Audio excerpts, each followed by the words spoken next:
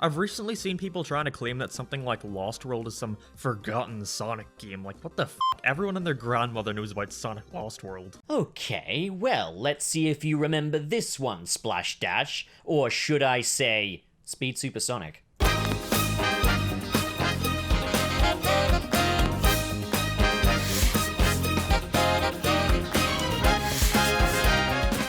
It's possibly the greatest crossover in video game history, and everyone's favorite blue blur is a part of it. Welcome to LEGO Dimensions. Now, let me back up for a second here. LEGO Dimensions was an ambitious project by Traveller's Tales that came about during the heyday of the Toys to Life fad, where video games would interact with other physical media, such as toys and action figures, in order to expand upon the base game, usually requiring the purchase of a starter pack with just your basic characters, enough to get you by in the main campaign. Beginning with games like Skylanders and Disney Infinity, it only made sense that LEGO would get in on this fad as, well, LEGO is a toy, so, you know, quite a bit of potential overlap there. Now me, personally, I've got some pretty mixed views on the Toys to Life genre. While it is clearly the brainchild of some sinister capitalist mastermind, I do feel that my enjoyment of a Toys to Life product depends entirely on the value for money. So long as the base game is as substantial alone as any other game, and the additional toys are worth the asking price, consider me a fucking sucker, what can I say? So, comparatively, the LEGO Dimensions base pack doesn't come with as many playable character options as other IP-themed LEGO games, but I'd argue that there is enough there to make it worth the asking price. So, yeah, color me an apologist for this trend. Although I am somewhat relieved that it didn't last long enough to become too extortionate. I get the sense that maybe early on, people saw right through this as more of a greedy gimmick than anything else. Now, part of what sets LEGO Dimensions apart from any other LEGO game is the sheer scope of this crossover, which, admittedly, must have been a nightmare to fund all of those licenses, again giving some level of justification to this being a Toys to Life title. This wasn't exclusively a matter of just purchasing new characters with new abilities either, as the more expensive packs came with their own story bundle, and different lone character packs could still unlock new locations, so if you just wanted to explore Springfield on the cheap without shelling out for the level pack, there's always the option of just buying Bart Simpson as a character minifig, instead of the entire Simpsons level pack. And for real, in what other game can Batman and Gandalf hang out with none other than Sonic the Hedgehog, who got his own little devoted level pack for this game? These level packs serve effectively as their own mini standalone LEGO game, and another case for this is that we get to see LEGO take on IPs that they do not yet have their own devoted LEGO game, with this serving as a little taster or maybe backdoor pilot as to possible LEGO video game spin-offs for the future. Surprisingly enough though, nobody really talks about the Sonic pack. I think it's as I stated earlier, this did come about at the heyday and towards the end of the Toys to Life video game fad, and I think people saw right through that and didn't bother. So if people aren't bothering with the base game of LEGO Dimensions, they're certainly not going to bother with the Sonic the Hedgehog pack. But admittedly, it was worth picking up just for the minifigure of Sonic alone, as he's incredibly lovable and he's shaped like a friend. Well, I was happy with my purchase anyway. Hey, this I think is going collectible. So if anybody wants to buy it, I mean, I never said I'm selling it, I just wanted to know if anyone wants to buy it. Doesn't mean I'm gonna give it to you or sell it or like, don't make assumptions, guys, please. So like the rest of LEGO Dimensions, Sonic's level pack, or in other words, as titled, Sonic Dimensions, was developed by Traveller's Tales, and surprisingly enough, this is not their first endeavor with the blue blur. In fact, it's the third. Experienced Sonic veterans that they are, with their brilliant back catalog of Sonic's 3D Blast and Sonic R. Well, okay, here's hoping that the third time's the charm. Like any Sonic game post-2010, the game begins in Green Hill Zone, but I'm gonna throw this game a bone here. This is a cross-license thing. It's a crossover, so naturally they want to bring in some quintessential Sonic stages that will be immediately recognizable and synonymous with the Sonic brand. Also, given that this released prior to Sonic Mania and Sonic Forces, these familiar level themes weren't quite done to death just yet.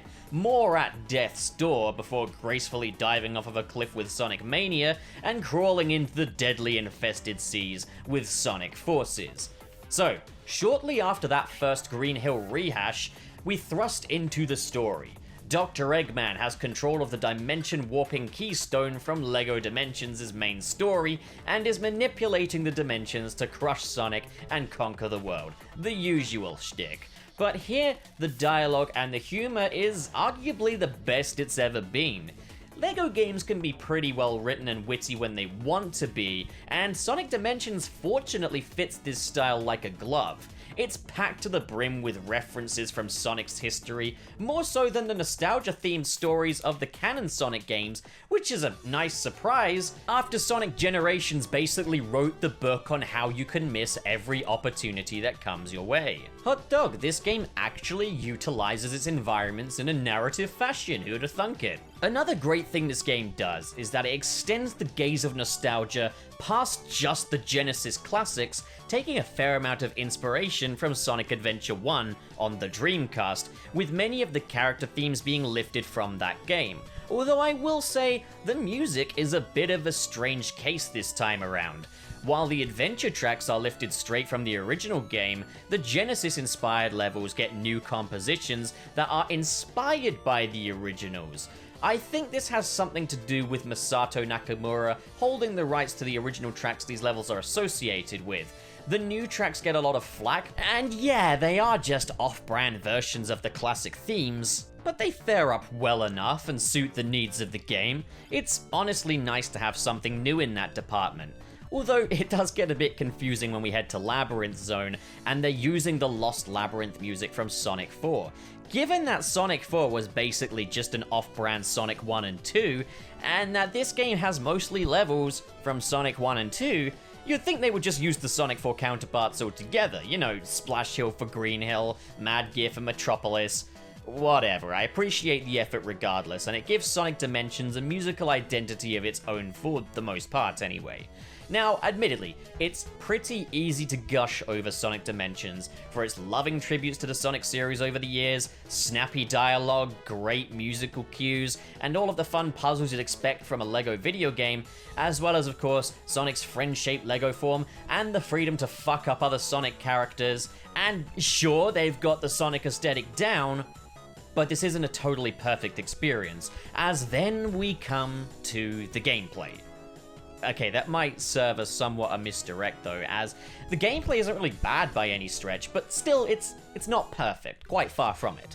LEGO's take on Sonic pulls much of its inspiration from the classic games. Sonic's speed is something that builds up gradually through momentum, just like in the classics, and this does feel authentic and comfortable in the right environments and situations.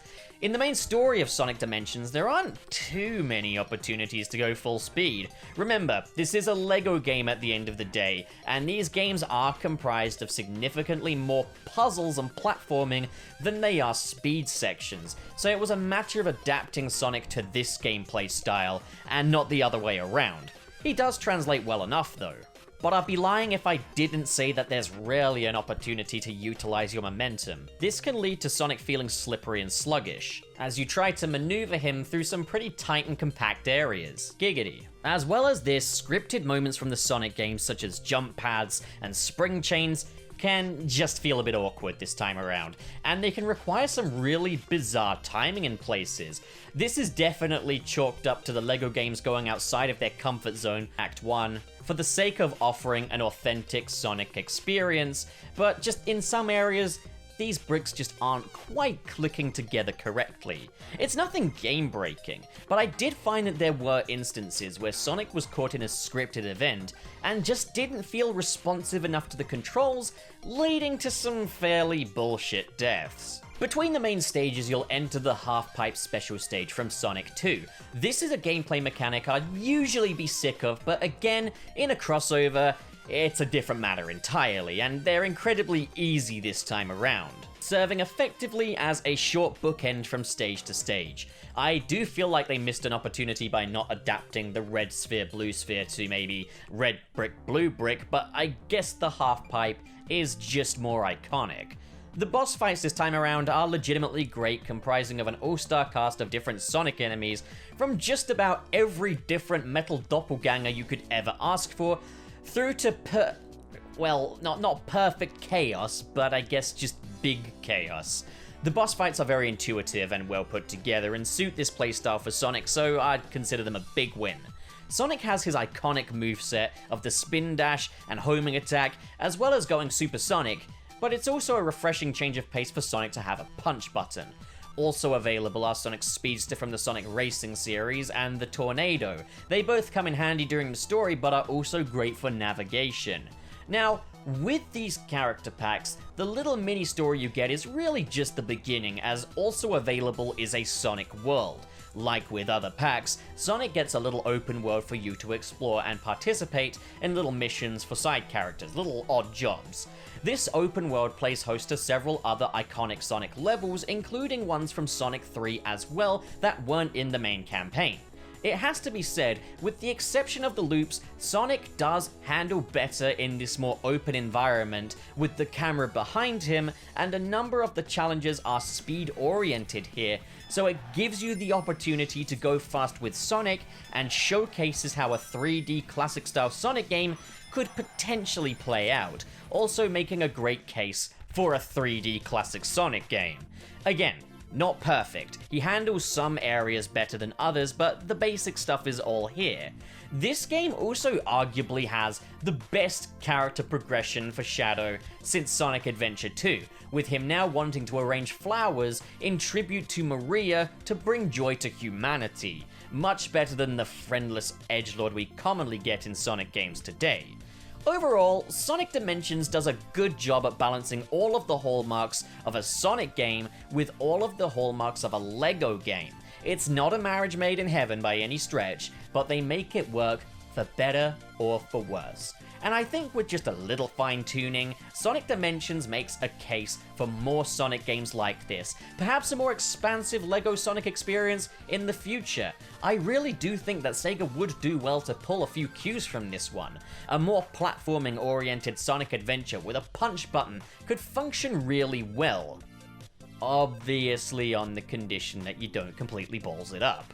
With all that being said, Traveler's Tales absolutely nailed it, showing this installment a lot of love. I guess the third time really is the charm, as this mini installment is easily the best 3D Sonic game of the 8th generation of consoles, out of the 2 that there are. What a weird generation that has been for 3D Sonic. Also, you can deck Doctor Who, so there really was no competition. Well, what do you guys think? Comment below and discuss, and as always, if you enjoyed this video and you want to see more like it, hit subscribe, hit the like button, and in the description below are links to different social media feeds, as well as the Patreon and Join button, where you can help me fund meals for the weird guy that lives in my bathroom. Seriously, he's going to starve if we don't step the game up there, but thanks to those who are a part of it anyway. Maybe someday I'll be able to get him some chicken wings as opposed to the usual fish heads. Thank you so much for watching, guys, and have a great day.